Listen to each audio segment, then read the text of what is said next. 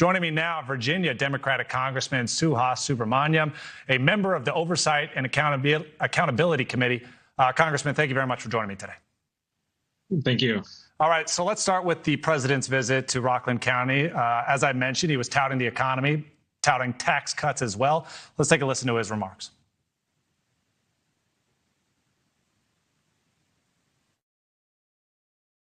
We've saved you from $10,000 to $40,000 a year, the people in Rockland. On average, over 1 million New Yorkers claimed the deduction this year. You're able to write off nearly $22,000 on average, putting thousands of dollars back in your pockets. And these are all Republican tax cuts. All right, so despite what the president says, the latest polls show voters' confidence in the economy is dropping steadily.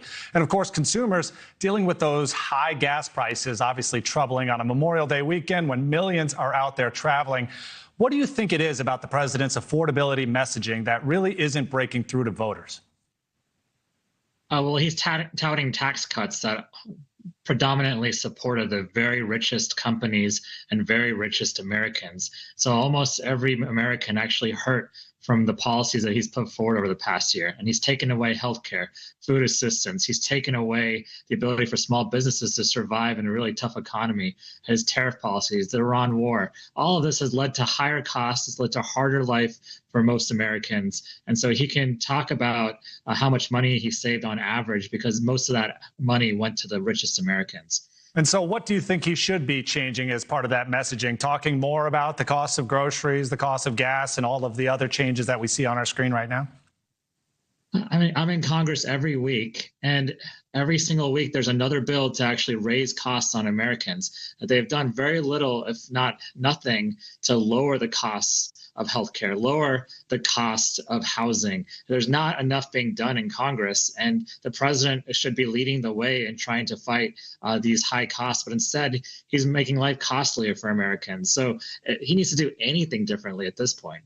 All right, let's talk a little bit about where the Democratic Party needs to go, particularly if they want to change the conversation to them about themselves. We're looking at the most recent autopsy report came out about the 2024 election, what went wrong after previously saying that they would not release it, they being the DNC. Former Vice Chair David Hogg and other Democrats calling on the DNC chair, Ken Martin, to resign, pointing to that report, to the dismal DNC fundraising numbers.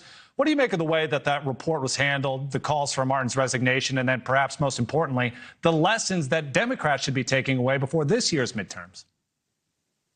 Well, I think Ken Martin would tell you himself, and he has said this publicly, that he didn't like the autopsy report either, which is why he didn't release it. It wasn't that he was trying to hide anything. But the bigger point is that, Ken Martin is running the DNC, but there's no one leader of the party. We all have to be leaders in the Democratic Party, and we have to talk about our policies clearly and in a way that resonates with the American people, because we have a lot of good policies to lower costs and to protect consumers, protect people whose healthcare costs are going up. But that's not coming out right now. What is coming out is the divisions in the party. So what we need to do is unite. We need to be strong and bold, and then we need to talk about our policies going into November.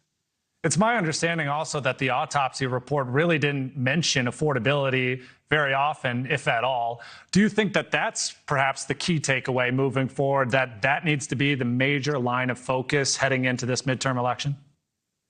Again, from what I've read of the autopsy report, which wasn't much because I stopped reading it after a while, it wasn't very good. It didn't cover everything it needed to cover. But I think most people acknowledge that at this point. And what we really need to do, instead of just rely on one report, is to, we know what went wrong. A lot went wrong in 2024. And so we need to move forward. And part of that is in Congress, we need to take back the majority. That means going district by district and running on issues that matter to each of our districts. All right. So don't focus on the past, but look to the future. We got it. Earlier today, we actually spoke with Republican Congressman Chuck Fleischman, talking about something that's probably close to your heart, the redistricting battle and what happened in your state of Virginia. Let's listen. It's going to be interesting to see how this plays out throughout the country. Different states, Virginia, of course, tried to go the other way. They were going to go 10-1 under Virginia constitutional grounds. Their Supreme Court said no to that, so it should stay 6-5. It's going to be very interesting. This is our great republic playing itself out. The American people ultimately ought to be heard on redistricting. I don't know where it's going to land, but We will play by the rules, and I think Republicans will win by the rules in November. So what do you make of his insinuation that Democrats weren't playing by the rules when it came to redistricting? And then also on top of that, does your party still believe it can take the House in November, given how this fight has turned out? It's fascinating that he says that the people should have a voice in redistricting, because not one of those red states has a referendum like Virginia did. And the Supreme Court of Virginia took away the voice of Virginians who voted for it.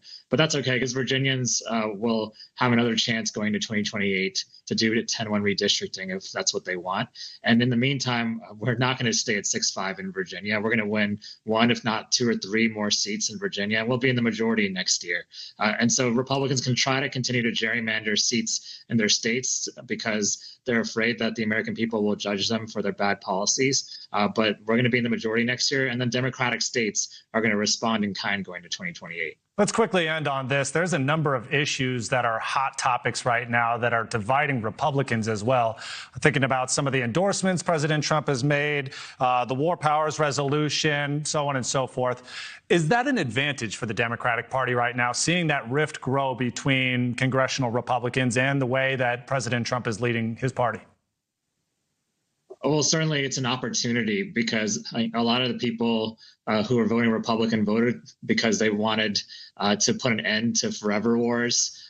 They wanted to be fiscally responsible. Right now, Republicans are none of those things, and Democrats are standing up for those things. And so there's an opportunity for the Thomas Massie voter, for people who are fed up with politics as usual. But as a Democratic Party, one of the things that we've been bad at is welcoming people into the party or allowing voters to vote for us, because that's been a problem in the past. So what we should do is encourage those voters to vote for Democrats this November and moving forward. But in order to do that, we need to talk to those voters as well. Okay, that's Congressman Subramanyam. Thank you very much for joining us on this Saturday, sir. Thank you. All right, tomorrow, Texas Senator John Cornyn joins the